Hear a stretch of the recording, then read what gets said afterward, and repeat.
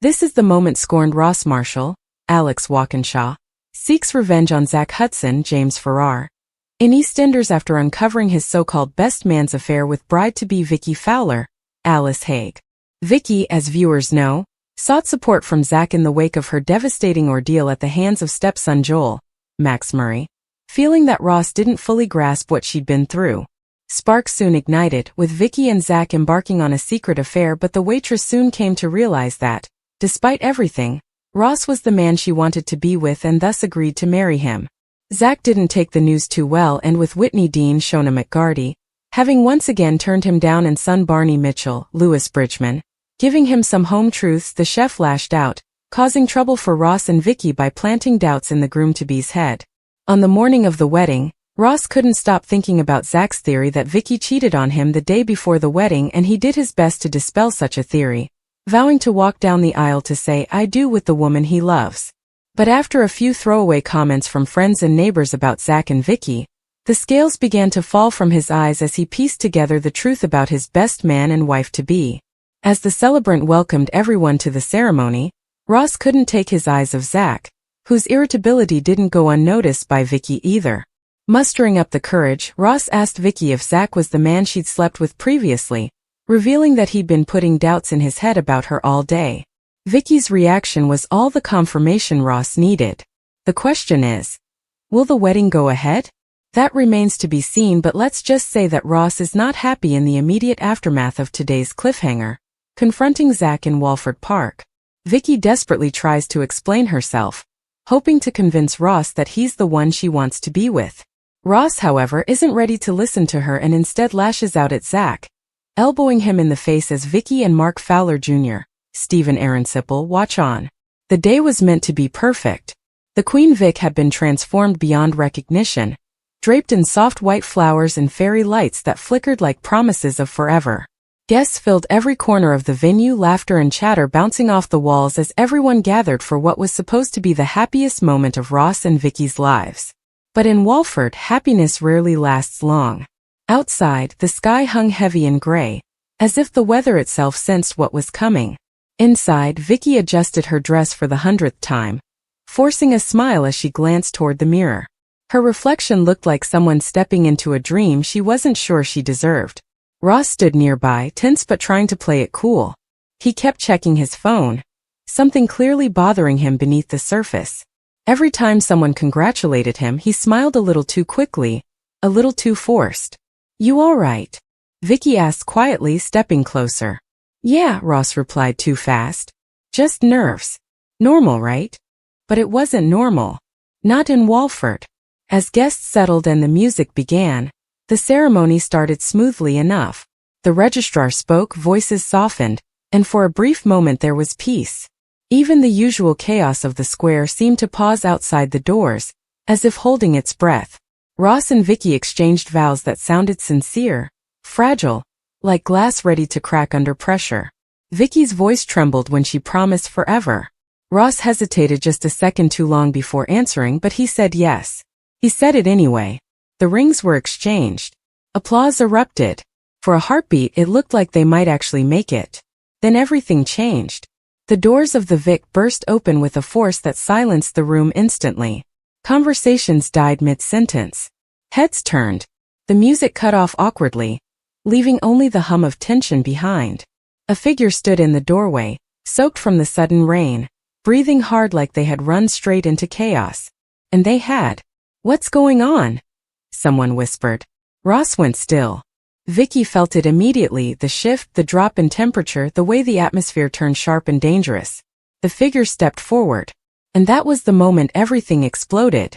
A name was shouted, something from Ross's past, something he had clearly tried to bury. It hit the room like a match thrown into petrol. Whispers erupted instantly. Confusion turned to suspicion. Guests started standing, backing away from tables. Vicky turned to Ross, her voice breaking. "What is this?" Ross didn't answer. That silence was worse than any confession. The newcomer accused Ross of betrayal, of lies, debts, and decisions that had followed him all the way to his wedding day. The words came fast, messy, angry. Each sentence peeled away another layer of the image Ross had built. And then came the twist that nobody saw coming. Someone else from the guest list stood up. A second voice.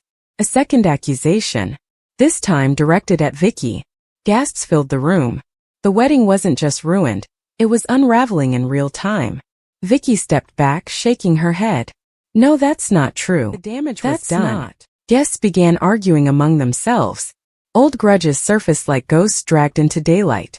People who had no business knowing each other suddenly had history, and it wasn't pretty. Ross moved toward the doorway, fists clenched. Get out, he warned. Now. But the stranger didn't move. Instead, they smiled. That smile changed everything. Because it meant this wasn't random. This was planned. And that realization was the spark. A chair flew. Someone shoved someone else. A table collapsed under the weight of panic and rage. Within seconds, the wedding reception descended into chaos. Vicky screamed Ross's name, but her voice was swallowed by shouting and crashing glass.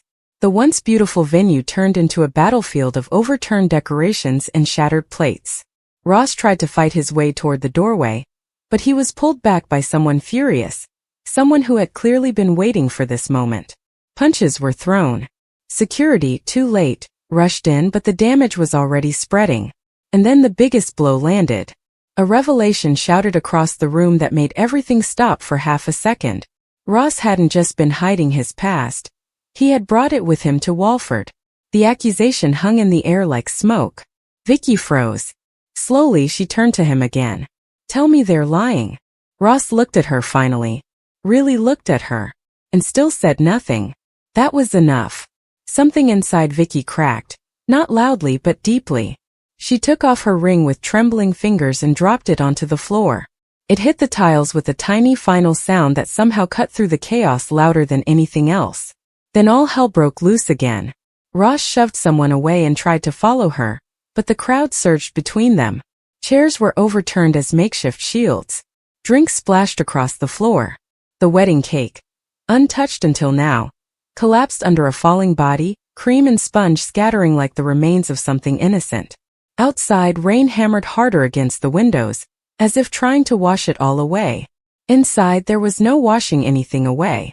Vicky pushed through the crowd, tears streaking down her face, her dress catching on debris. She didn't look back, not even once. Not when Ross called her name. Not when the shouting reached its peak. Not when everything she had built that day fell apart behind her. Ross followed as far as he could before being dragged back into another fight. Vicky! He shouted again, but it was too late. She was gone. And the wedding, once filled with hope, music and celebration, was now nothing more than wreckage. When the police sirens finally echoed down the square, the damage was already done. Guests stood in stunned silence, some injured, others shaken, all of them carrying pieces of what had just happened. Ross stood in the middle of it all, breathing heavily, blood on his knuckles, staring at the mess like he couldn't believe it was real. But it was. And somewhere out in the rain, Vicky was walking away from a life she thought she was stepping into just hours before. In Walford, nothing stays perfect for long. And some weddings don't end with I do. They end with destruction. Is there any salvaging of the big day? Or is Vicky and Ross really no more? Thanks for watching. Don't forget to like, comment, and subscribe to EastEnders Spoilers Official.